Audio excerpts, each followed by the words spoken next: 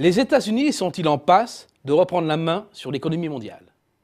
D'abord, des grandes économies, les États-Unis sont les seuls à avoir leur horizon dégagé. La déconvenue du premier trimestre a très vite été effacée et la croissance est de retour.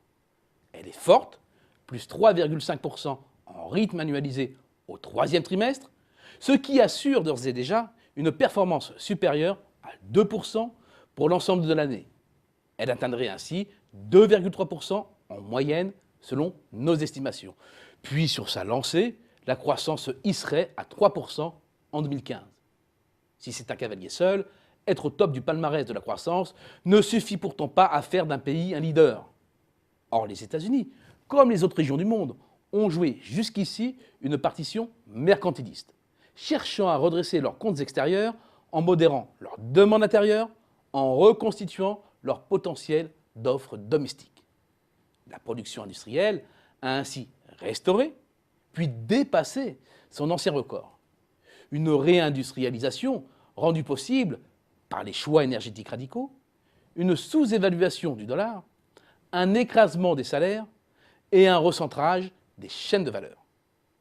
Les États-Unis sont donc très loin du schéma de consommateurs en dernier ressort qui leur permettait par le passé de distiller leur dynamisme au reste du monde.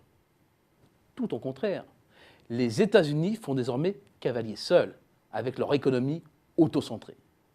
Une exception qui suscite bien plus d'inquiétude que d'espoir. Redevenus les leaders d'un instant, mais rattrapés par la crise des émergents et de l'Europe, sont-ils en mesure de jouer le sauveur de la reprise, voire de préserver la leur? C'est bien parce qu'elles sont conscientes du piège qui se referme sur leur économie que les autorités américaines jouent aujourd'hui une partition qui le replace au centre du jeu mondial.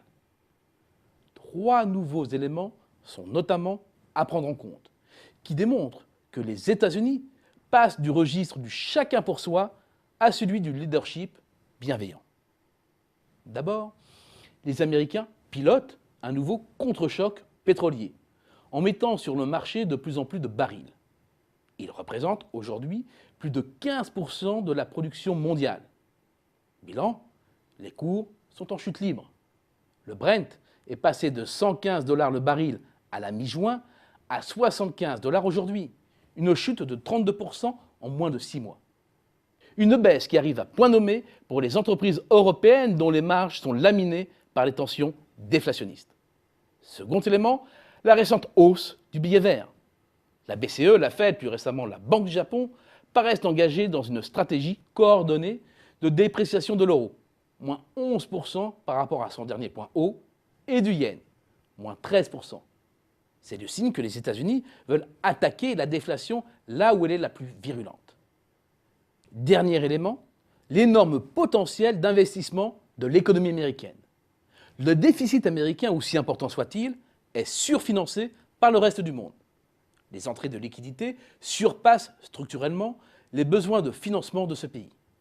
De fait, les États-Unis sont une formidable machine à transformer le capital mondial, en important des liquidités, puis en investissant dans le reste du monde sous forme d'actions et d'obligations corporate.